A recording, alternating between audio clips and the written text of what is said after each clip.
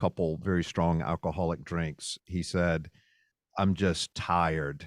I'm tired of this process. And a lot of people don't understand the fatigue and the fear, all the non financial stuff that goes into selling a business as a seller, because you've poured, in your case, 23 years into this, right? But take us on a journey for just a moment to the emotion of the moment when you work through LOI, you did your due diligence, you're at the closing table, the ink is wet, the funds are being transferred, and the moment when it was all official. Wow, yeah, it's a moment. Not many people get to experience it. So first of all, I should say I'm grateful that this was part of my life story because really, there's very few people who have that chance. The honest truth is, by the time we got there, it was a combination of relief and exhaustion. There Hmm. wasn't a whole lot of like dancing around with bottles of champagne and that kind of thing. Yes, my business partner and I went and got a drink, Yeah. but we were both just fatigued. We did our due diligence in about 6 weeks, Wow. which was really tight given that we had four companies, Britain, Brazil, US, Canada, so different law, different lawyers. It was a very intense process. There was lots of times that we weren't certain we were going to be able to get, over the hurdle. So we got through it, but I don't know that my entire life I've been as exhausted as I was when that process finished. So I know the expectation is that you run around and you celebrate and you go to Disneyland, but really I just went home and slept for like 18 hours. I understand. When I went through that, just to take a personal detour for a quick second, we closed my business on July 1st of 2020, obviously in the peak, in the height of COVID, and we were selling. So this is the Chuckster story. I'm not necessarily proud of this, but we were selling our house, buying another house, and selling a business, all in the same day, in one day. That, And the fact that you're still this side of the grave, Chuck's impressive. That's a lot to have happen. I well, can't top that.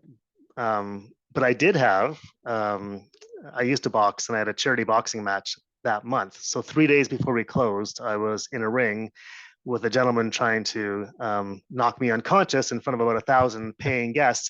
And that wasn't the most stressful thing happening in my life at that moment. I was still answering due diligence calls on the way into the ring as the music was playing. That's a true story. So to give you a sense, that puts in context, maybe it's an experience that leaves its scars. oh, it's not for the faint-hearted, right, my friend? Mm, mm. Uh, well, the hairiness of it, as we talk about it, it is it's incredibly uh fa- it's just full of fatigue because you're doing your job as a CEO, and then your second full-time job is answering all the doc requests, going through the conversations inside of due diligence. And it's like a hockey stick almost, because it seems like half of the attorney's time is spent in that last week before closing, right? um, and I don't know, maybe we'll invent a better way to do due diligence, who knows? But it's incredibly fatiguing, to say the least. But the other side of that, it's incredibly rewarding to look. In my case, the head of the private equity firm said, Chuck, check your phone and you'll see your bank account balance. And that was wonderful. But there's a sense where, and this is just on the emotion of the moment, but the sense that, am I really, is this thing done? Right? Have I really just released my baby to college, right, for the next level? And it didn't hit me until 2 weeks later, when we were working through post sale activities, a lot of administrivia. And I think the very last item on that list was a 2 sentence memo to file, effective today, July 1st. I officially stepped down as, chief executive officer or whatever. And reading that memo that was prepared for me to sign, I cried. I sat in my chair and I cried. And it's been wonderful. It's been a great transition. Private equity firm could not have asked for a better scenario, better relationship. They've done everything they said they would do and more. I love those guys, and they're taking our company to a better, bigger level.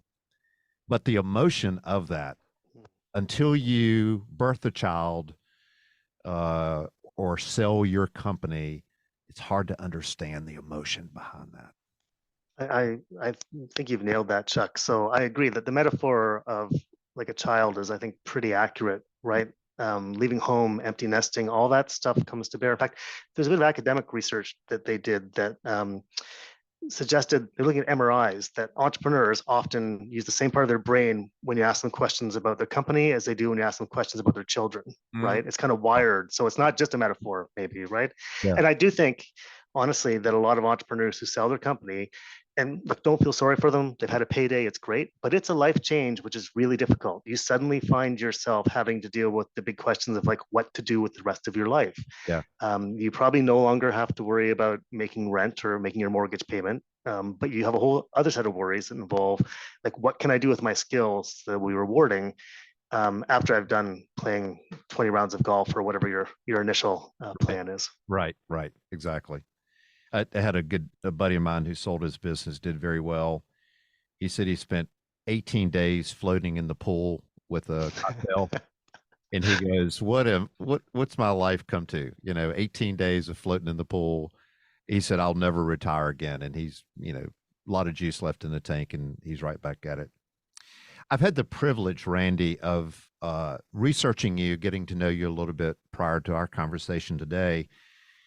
And you brought up an interesting, and this is again pre Valtech, but an interesting perspective on you as a CEO entrepreneur, right?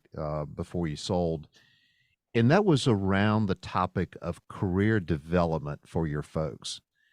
I was drawn to that comment. Do you mind unpacking that for a moment? Yeah. Yeah, when you asked, why did we sell? There's always many reasons why you sell a company, but one of them that had been on our mind for quite a while is we had an exceptional group of senior people in the company who'd been with us for a very long time.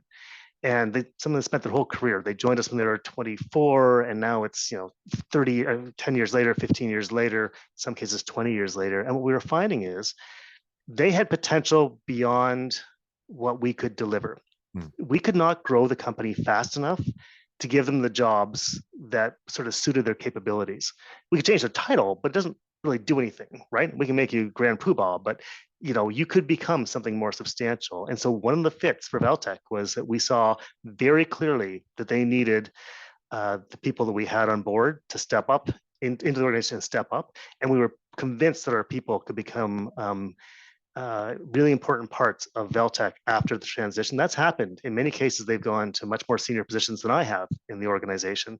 Hmm. And so I take really great pride in that. They were great people, and we found the stage they could perform on that was a lot bigger than the one that I could build. Yeah, that's beautiful. And what a gift that your people gave you, right? They served you and your business. And I can tell, and we're new friends, but I can tell that you provided them servant leadership in that you were looking out for their interests, uh, which is also a big deal, man. It's one of the privileges of being an independent owner of a business. Yeah. So not venture founded, not PE backed, is that you can make decisions that are sort of on behalf of the collective, not just on behalf of the shareholders, right?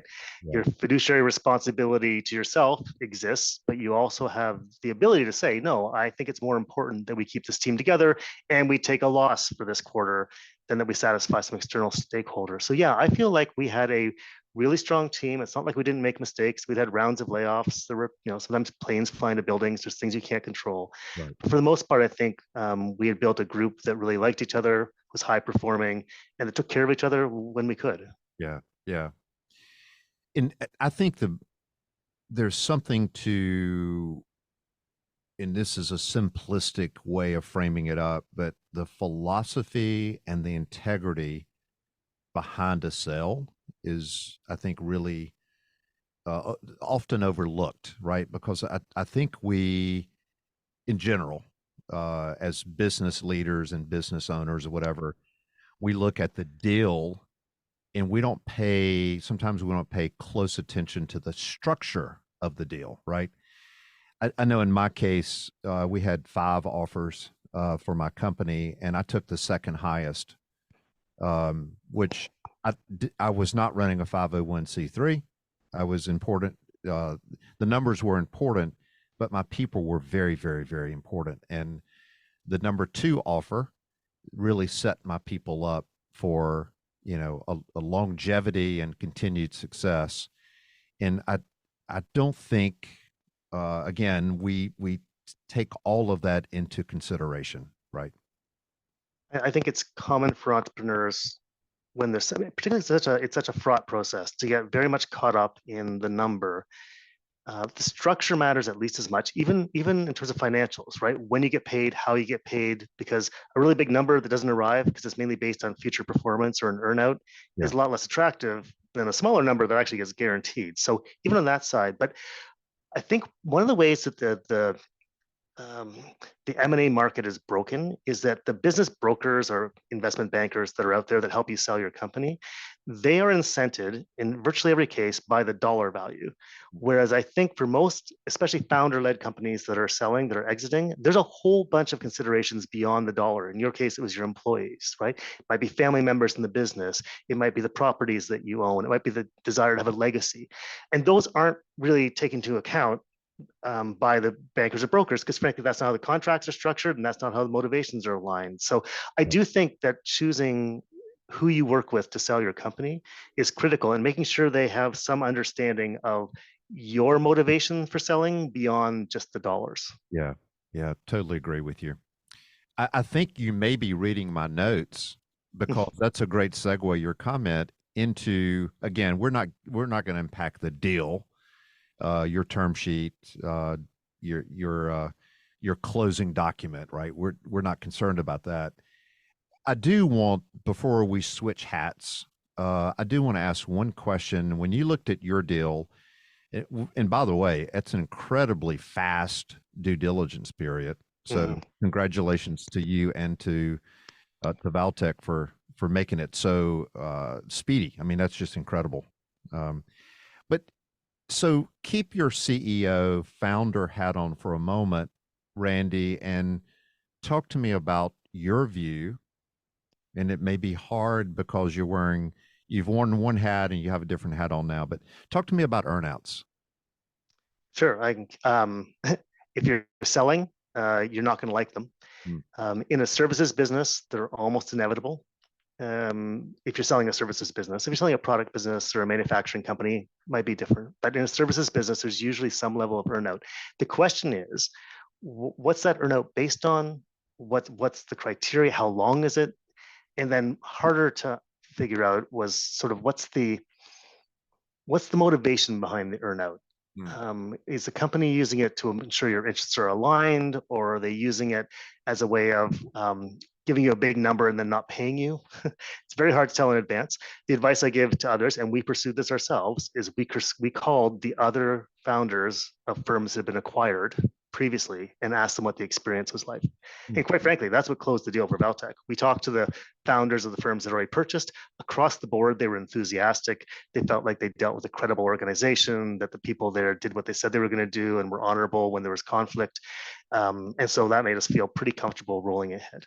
mm. So earnouts can be challenging. Um, in the best possible world, you get a check that clears on day one and you walk away. But again, a services business, that's not always realistic. At the very least, you're going to have some sort of holdback to make sure that things like contracts in progress get closed out. So there's almost always some money at risk. Yeah. Today, you serve as a senior executive with Valtech. Again, a company with 6,000 employees around the world, multiple business units. I want to ask you now to put your hat on as an acquirer because people want to know, right? Uh, Mhm. my audience, the folks that I deal with,